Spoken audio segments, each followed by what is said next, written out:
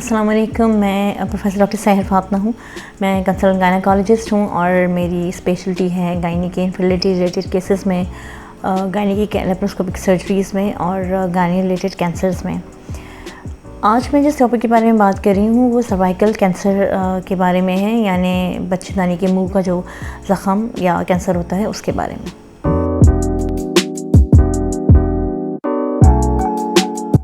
मज़ीद वीडियोस देखने के लिए हमारे YouTube चैनल को सब्सक्राइब करें और बेल आइकन दबाएं। डॉक्टर से मुआयने के लिए दिए गए नंबर्स पर रब्ता करके अपॉइंटमेंट लें और क्लिनिक पर तशरीफ़ लाएं, या फिर घर बैठे ऑडियो वीडियो कंसल्टेशन के ज़रिए मशवरे के लिए दिए गए नंबर्स पर रब्ता करें।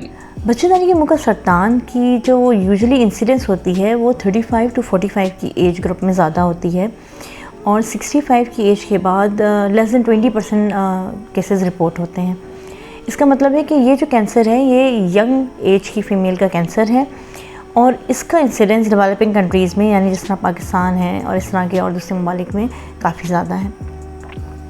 सर्वाइकल कैंसर उन ख़वातीन में होता है जिनकी बहुत यंग एज में शादियां होती हैं या जिनकी मल्टीपल बर्थ्स होती हैं और बच्चों के बीच में पैदाइश के बीच में कोई ज़्यादा लंबा गैप नहीं लेती वो। इसके अलावा सर्विक्स के डिफरेंट इन्फेक्शन जैसे ह्यूमन पेपिलोमा वायरस जो मेन कॉज है सर्वाइकल कैंसर के होने का। इसकी अलामत आमतौर पे ये होती हैं कि फ़ीमेल को इर्रेगुलर ब्लीडिंग होती है, जिससे यूजुअली पीरियड्स के बीच में ब्लीडिंग होना या फिर सेक्सुअल एक्टिविटी के बाद स्पॉटिंग या ब्लीडिंग का होना, सेक्सुअल एक्टिविटी पे या पीरियड्स के दौरान पेन बहुत ज़्यादा होना, या सर्विक्स से किसी वजाइनल डिस्चार्ज का या रतूबत का निकलना जो जिसकी कलर डिफरेंट हो या ब्राउनिश या रेडिश टिंच हो या उसमें स्मेल आ रही हो, इस तरह की ब्लीडिंग होना। फ़ीमेल को पेल्विस की तरफ बहुत ज़्यादा पेन होता है, एक थ्रॉबिंग सा पेन वो फील करती हैं। ये सारे सिम्टम्स होते हैं सर्वाइकल कैंसर के। सर्वाइकल कैंसर जब बढ़ जाता है यानी लेट स्टेज में चला जाता है तो दूसरे सिम्टम आने लगते हैं, जैसे वज़न कम होना, भूख नहीं लगना।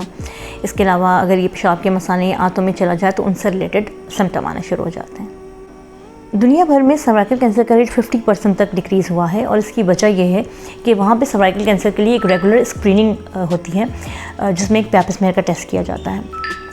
यह हर यंग फीमेल का 3 से 5 साल के गैप पे होता है, चाहे उनको कोई सिम्टम हो या नहीं हो। लेकिन अनफॉर्चुनेटली पाकिस्तान में यूजुअली लोग पैप स्मेयर का ये टेस्ट नहीं कराते, जिसके बारे में मैं डिस्कस करूँगी कि बड़ा आसान टेस्ट है और बहुत चीप टेस्ट भी है। तो क्योंकि वो टेस्ट नहीं हो रहा होता इसलिए हमारे पास इस कैंसर से पहली वाली जो स्टेज है, प्री कैंसर स्टेज, वो मिस हो जाती है, कैंसर टाइम पे नहीं पकड़ा जाता और इसलिए हमारे पास सर्वाइकल कैंसर के केसेस बढ़ते जा रहे हैं।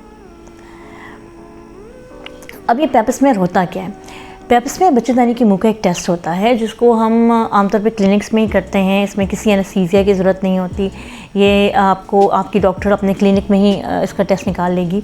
उसमें हम बच्चेदानी के मुंह के जो 2 पार्ट होते हैं, जो एक इंटरनल और एक्सटर्नल पार्ट होता है, उन दोनों के हम टेस्ट निकालते हैं और उसको बायोप्सी के लिए भेज देते हैं।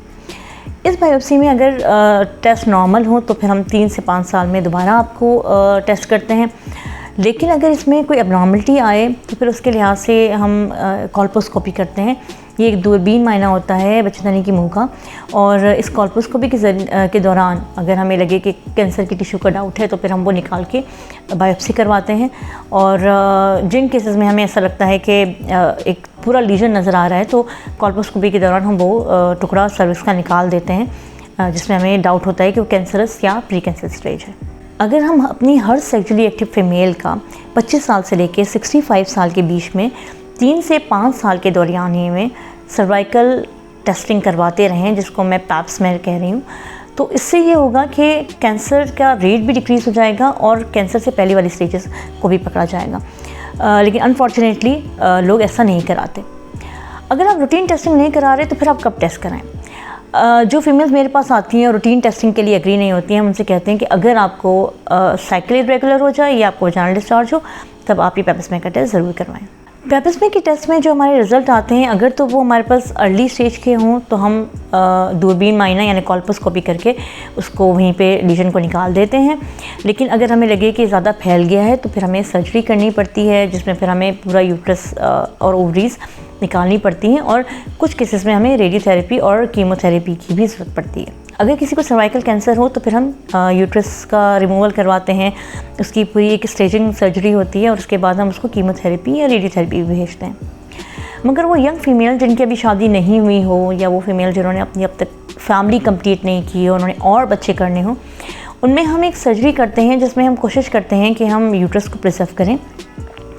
बच्चेदानी के मुंह पे यानी सर्विक्स में जहाँ कैंसर है उसको निकाला जाए और यूट्रस को हम बचा लेते हैं और कोशिश करते हैं कि वो अपनी प्रेगनेंसी कर लें।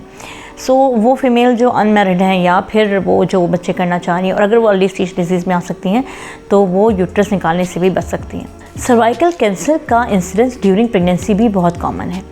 अगर प्रेगनेंसी के दौरान किसी फीमेल को बहुत ज़्यादा इरेगुलर ब्लीडिंग हो रही होती है और उसकी वजह प्रेगनेंसी रिलेटेड कोई कॉज नहीं होता तो हम उनका भी पैप स्मेयर करवाते हैं। और अगर इस पैप स्मेयर में हमें कोई कैंसरस या प्री कैंसरस स्टेज मिलती है तो हम उसका कोल्पोस्कोपिक बायोप्सी ज़रूर करते हैं। ऑल्दो कि ये एक थोड़ा सी कॉम्प्लिकेटेड हो जाती है, मगर इसको कराना इसलिए ज़्यादा ज़रूरी होता है क्योंकि प्रेगनेंसी के 9 महीने के दौरान अगर सर्विस में कोई प्रॉब्लम हो तो वो बहुत जल्दी रिप्लिकेट होती है, यानी इसकी टिश्यू डिवाइड होना शुरू हो जाते हैं कैंसर के और फैलने के चांसेस होते हैं। अगर सर्वाइकल कैंसर अर्ली प्रेगनेंसी में डायग्नोस होता है तो फिर हम यूजुअली बायोप्सी लेके और कोल्पोस्कोपिक करके इसको ट्रीट करते हैं।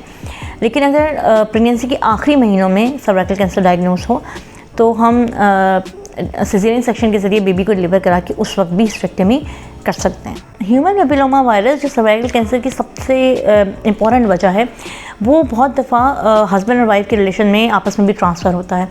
तो अगर किसी को कैंसर ना आया हो लेकिन ह्यूमन पेपिलोमा वायरस हम डायग्नोस करते हैं तो इस केस में हम हस्बैंड और वाइफ दोनों को ही टाइमली ट्रीटमेंट देते हैं, वरना क्रॉस इन्फेक्शन होने के चांसेस बहुत ज़्यादा हैं। जहाँ फीमेल के अंदर होने वाले दूसरे कैंसर की कोई प्री कैंसर स्टेज नहीं होती है, जिनको वक्त से पहले पकड़ा नहीं जा सकता और ट्रीट नहीं किया जा सकता, वहाँ सर्वाइकल कैंसर इस मामले में अच्छा है कि इसके लिए हमारे पास एक स्क्रीनिंग टेस्ट मौजूद है।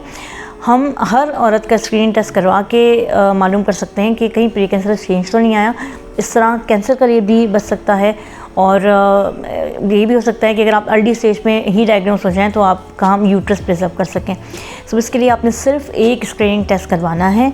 अगर आज तक आपने पैप स्मेयर नहीं कराया तो आप हमारे क्लिनिक पे हमें आके विज़िट करें, हम आपको इसके बारे में मज़ीद ब्रीफ करेंगे। और इट्स अ क्लिनिक टेस्ट, सो अगर आप आते हैं तो वॉक इन आके आप पैप स्मेयर का अपना टेस्ट करा सकते हैं। यहाँ मैं उन फीमेल को भी मैसेज दूंगी जो कि बहुत दफ़ा पैप स्मेयर कराने से डरती हैं और एक छोटी चीज़ को बड़ी कर लेती हैं कि ये बड़ा टेस्ट नहीं है।